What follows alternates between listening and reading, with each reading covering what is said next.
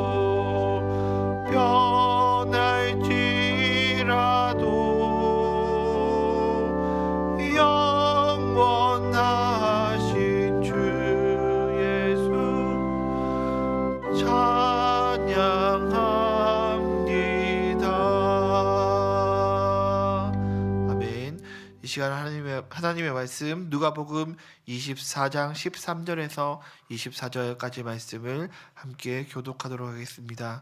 누가복음 24장 13절에서 24절 말씀입니다. 제가 먼저 13절 말씀 읽겠습니다. 그날에 그들 중 둘이 예루살렘에서 25리 되는 엠마오라는 마을로 가면서 이 모든 된 일을 서로 이야기하더라.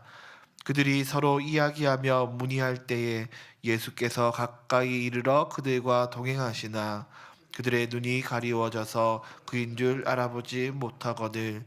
예수께서 이르시되 너희가 길 가면서 서로 주고받고 하는 이야기가 무엇이냐 하시니 두 사람이 슬픈 빛을 띠고 머물러 서더라. 그 한 사람인 글로바라 하는 자가 대답하여 이르되 당신이 예루살렘에 체류하면서도 요즘 거기서 된 일을 혼자만 알지 못하느냐. 이르시되 무슨 일이냐. 이르되 나사렛 예수의 일이니 그는 하나님과 모든 백성 앞에서 말과 일에 능하신 선지자이거늘.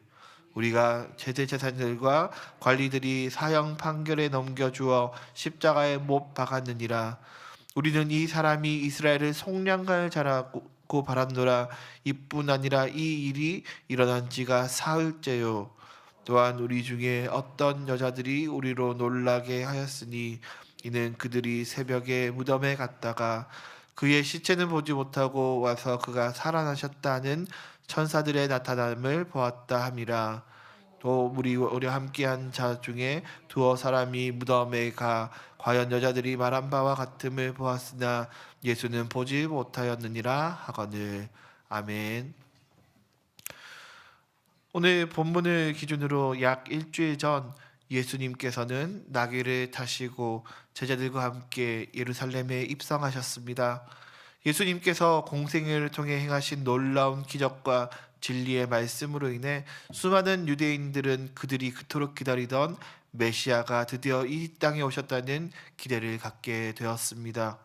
그리하여 예수님께서 예루살렘에 입성하셨을 때 수많은 유대인들이 길가에 나와 그들의 겉옷을 깔고 종려나무 가지를 흔들고 환호하며 하나님을 찬양하였습니다.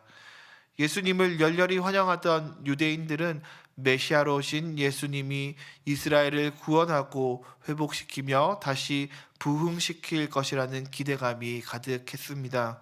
로마의 폭정으로부터 자신들을 구원하고 성전을 성결케 하시며 하나님의 율법을 회복하고 하나님에게 택함을 받은 이스라엘 민족의 나라를 세상 가운데 가장 뛰어난 나라로 세우실 것이라 믿었습니다. 그렇게 열렬한 환영 속에 예루살렘에 입성하신 예수님께서는 이런 사람들이 기대했던 행보와는 사뭇 다른 모습을 보여주십니다.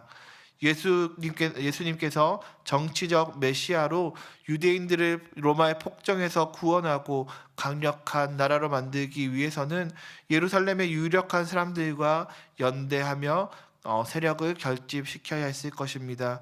힘을 모으고 대업을 이룰 길을 추종자들에게 제시해주며 강력한 리더십을 보여주어야 했을 것입니다. 그러나 예수님께서는 그런 것에 관심이 없으셨습니다.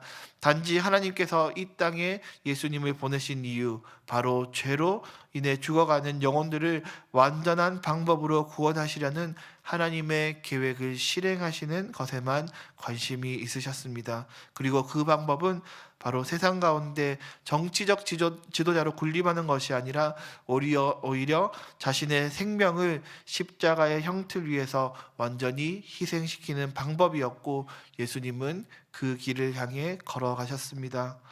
당시 종교 지도자들의 눈에 예수님은 굉장히 위험한 존재였습니다. 기존의 유대의 종교 질서를 완전히 뒤흔드는 가르침은 자신들의 종교적 위치를 그리고 그들의 입지를 위태롭게 만들어가고 있었는데다가 귀신을 내어 쫓고 병자를 치유하시며 수많은 이적을 행하시는 모습은 겉으로는 거룩한 체하고 율법을 앞세우나 실질적으로 아무런 능력이 나타나지 않는 자신들과 철저히 비교될 수밖에 없었습니다. 때로는 예수님을 자신들의 편으로 포섭하려는 듯한 그런 행동도 취하였으나 이미 정해진 길을 향해 나아가시는 예수님에게 그런 것은 아무런 의미가 없었습니다. 예수님께서는 자신이 메시아이심을 드러내시지만 사람들이 기대하는 형태의 메시아가 아니라는 것을 자신의 삶의 궤적을 통해 계속해서 드러내셨습니다. 점차 유다의 종교 지도자들, 즉 대제사장들과 서기관들에게 예수님은 도저히 함께할 수 없는, 더 이상 그들이 기득권을 누리던 기존의 질서 속에 있어서는 안 되는 존재로 인식되었고, 그들은 예수님을 제거할 방법을 찾기 시작합니다. 그리하여 그들은 예수님을 스스로 하나님의 아들이라 칭하는 신성 모독이라는 죄명으로 제거하고자 합니다. 그러나 이들의 이런 악한 계략마저도 예수님을 통해 이루시려는 하나님의 구원 계획을 위한 도구로 사용되게 됩니다. 불과 며칠 전 수많은 사람들의 환호를 받으며 예루살렘에 입성하신 예수님은 신성모독의 죄명으로 가장 흉악한 범죄를 저지른 사형수들을 위한 십자가형을 받으시게 됩니다. 진짜 하나님의 아들이신 예수님께서 모든 인간의 죄를 단번에 해결하시기 위해 조롱과 수치를 당하시며 십자가에 못 박히셔야 했습니다. 모두의 눈에 그것은 실패이고 최악의 결과로 보일 수밖에 없었습니다. 그러나 하나님의 놀라운 구원 계획은 가장 높으신 예수님께서 가장 낮은 모습으로 물과 피를 다 쏟으시며 비참하게 최후를 맞으시는 방법으로 오히려 가장 큰 승리를 얻게 되셨습니다. 예수님께서는 가장 비참해 보이는 죽음이었기 때문에 오히려 그 죽음마저 극복해내는 부활으로 최고의 승리를 우리에게 보여주셨습니다. 그러나 이런 예수님의 놀라운 부활의 사건이 일어났음에도 예수님과 오랜 시간 함께했던 제자들조차 예수님에게 일어난 이 사건의 진정한 의미를 깨닫지는 못하였습니다. 안식 후 첫날 새벽 여인들이 향품을 가지고 무덤으로 갔으나 이미 무덤은 비어 있었습니다. 그리고 천사들이 나타나 예수님께서 이전에 하신 말씀들을 상기시키며 주님께서 부활하셨음을 알려줍니다. 여인들이 이 사실을 제자들에게 알리나 그들은 예수님의 부활을 바로 믿지 못하였습니다. 그리고 따르던 스승을 잃은 제자들은 어떤 삶을 살아야 할지 갈피를 잡지 못하고 여기저기로 흩어지게 됩니다. 그렇게 예수님을 따르던 사람들 중 두 사람이 예루살렘으로부터 대략 11km 떨어진 엠마오라는 마을로 가면서 그동안 있었던 일들을 서로 나누고 있었습니다. 그렇게 이야기하고 있던 중에 어느덧 한 사람이 그들과 동행하게 됩니다. 그리고 이야기를 나누면서 예루살렘에서 있었던 일에 대한 이야기를 나눕니다. 그들은 바로 자신들이 선지자라고 믿었던 예수님이 대제사장들과 관리들에 의해 고난을 받아 십자가에 죽으셨다는 이야기를 나눕니다. 그리고 여자들이 무덤에 다녀와서 예수님이 부활했다고 하는데도 우리는 그것을 보지 못하였다라고 말합니다. 그런데 그들은 지금 그렇게 대화하고 있는 중에 함께 대화하고 있는 그분이 바로 부활하신 예수님임을 깨닫지 못하고 있었습니다. 다른 제자들처럼 이 두 사람도 예수님이 이 땅에 오신 이유를 정확히 이해하지는 못하였습니다. 또한 부활하신 예수님이 곁에 오셔서 함께 시간을 보내고 이야기를 나누심에도 불구하고 그분이 예수님임을 깨닫지 못하였습니다. 그런데 이런 모습은 때론 우리의 모습이기도 합니다. 날마다 주님께서 나와 함께 하시고 나를 인도하시며 나와 동행하시는 분임에도 불구하고 그런 주님을 잘 기억하지 못하고 살아가는 것이 우리의 모습이 아닌가, 그런 생각이 듭니다. 또한 열심히 신앙생활을 하고 있음에도 불구하고 그 신앙생활의 방향이 예수님이 원하시는 방향에서 벗어난 삶을 살아갈 수 있음도 다시 한번 생각하게 됩니다. 하나님의 아들이신 예수님께서 이 땅에 오신 이유가 무엇입니까? 그것을 나에게 한정지어 보자면 나를 죄에서 구원하시기 위함입니다. 그리고 거기에서 그치면 안 되고 또 다른 나와 같은 사람이 예수 그리스도의 복음을 듣고 주님께 돌아오게 하는 것이 예수님의 목적이라고 생각할 수 있습니다. 죄로 말미암아 하나님과 멀어졌던 우리를 다시 하나님과 화목케 하시기 위해 십자가를 지신 예수님은 또한 우리에게 화목케 하는 직분을 주셨습니다. 그러나 많은 그리스도인들이 신앙생활을 통해 자신의 구원 이외의 것에 큰 관심을 두지 않습니다. 일단 내가 구원받고 나면 그 다음에는 대부분의 경우에 하나님께 현재 자신의 필요한 부분에 대한 것만 구하는 모습을 보이게 됩니다. 자신의 진로의 문제, 자녀의 문제, 건강의 문제 등 자신의 삶과 가까운 가족의 삶 정도에만 초점을 맞추고 살아가는 것이 많은 그리스도인들의 모습입니다. 그러나 하나님께서 우리를 예수 그리스도의 제자로 부르신 이유는 주님이 주신 지상명령, 즉 땅끝까지 이르러 내 증인이 되라는 그 명령을 수행하기 위함입니다.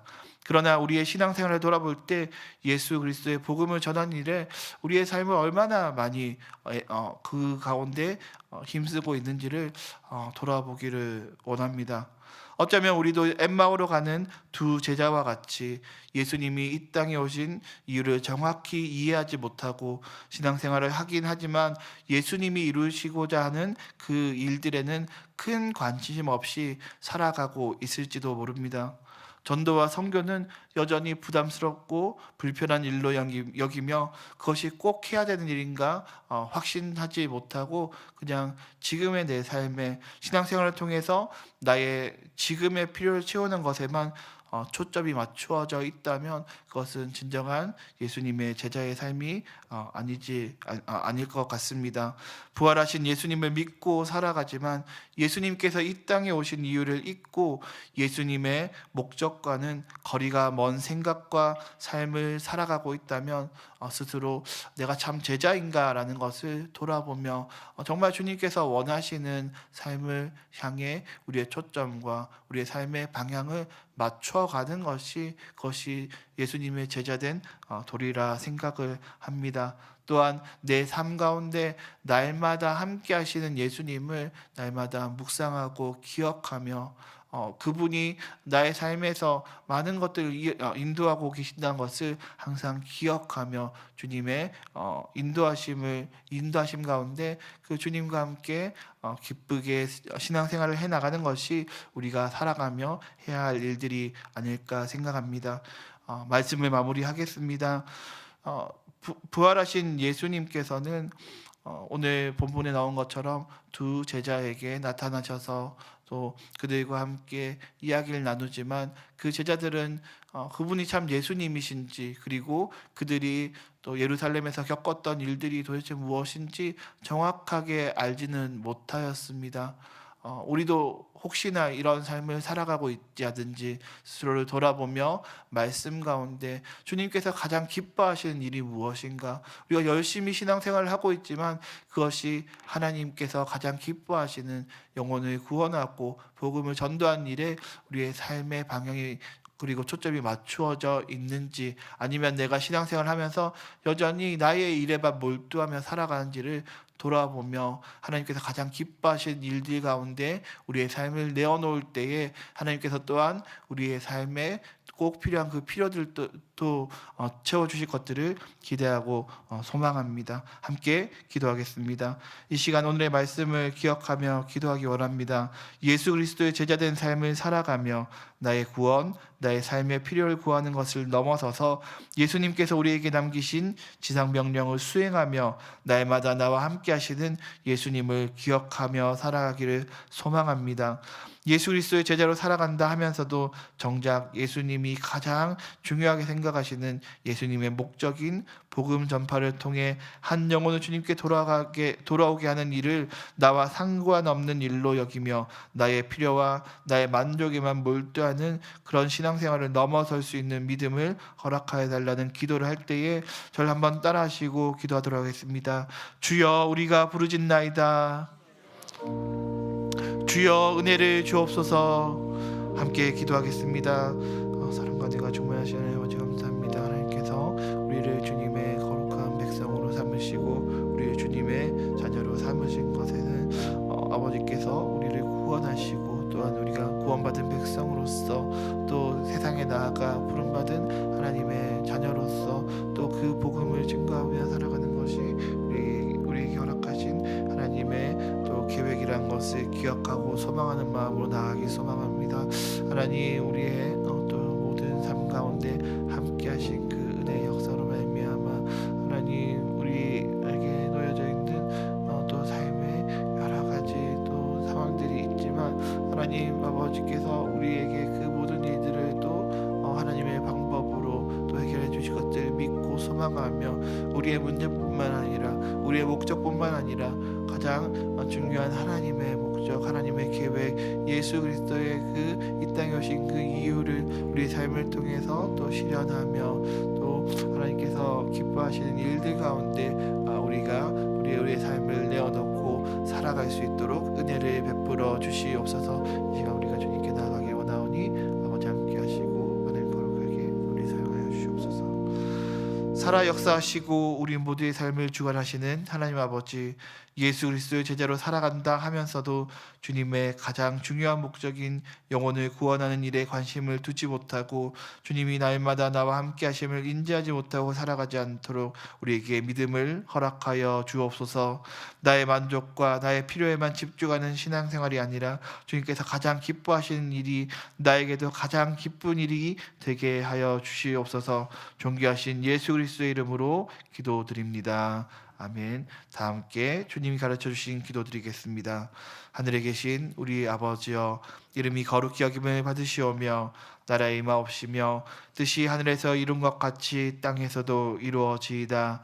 오늘날 우리에게 일용할 양식을 주옵시고 우리가 우리에게 죄 지은 자를 사하여 준 것 같이 우리 죄를 사하여 주옵시고 우리를 시험에 들게 하지 마옵시고 다만 악에서 구하옵소서. 대개 나라와 권세와 영광이 아버지께 영원히 있사옵나이다. 아멘. 이 시간 백대 기도문으로 함께 기도하겠습니다. 오늘은 대사회적 책임을 위해서 기도하겠습니다. 함께 기도 제목을 읽고 아멘으로 화답하도록 하겠습니다. 함께 기도하겠습니다. 사회의 교회가 고난 자본을 가지고 대사회적 책임과 나눔을 온전히 감당하며 가난한 이들을 사랑으로 품고 알아주는 따뜻한 공동체가 되어 주님의 사랑을 전하게 하옵소서. 아멘. 사랑의 교회가 한국교회와 지역사회의 새 방향과 해답을 제시하는 소망의 공동체가 되게 하시고 거룩한 빛을 비추는 복음의 전초기지로서 지역과 문화를 변화시키게 하옵소서. 아멘. 의료 선교회를 통해 의료 사각지대에 방치된 이들을 그리스도의 사랑으로 회복시키시고 사랑의 복지재단과 구립 서초 노인 요양센터를 통해 회복과 부활의 소망을 경험하게 하옵소서. 아멘. 네, 오늘 목요일은 목회자와 평신도 지도자들을 위한 기도를 하는 날입니다. 새벽 기도에는 조용히 기도하는 시간입니다. 개인 기도하시다가 평안히 돌아가시기 바랍니다. 함께 기도하겠습니다.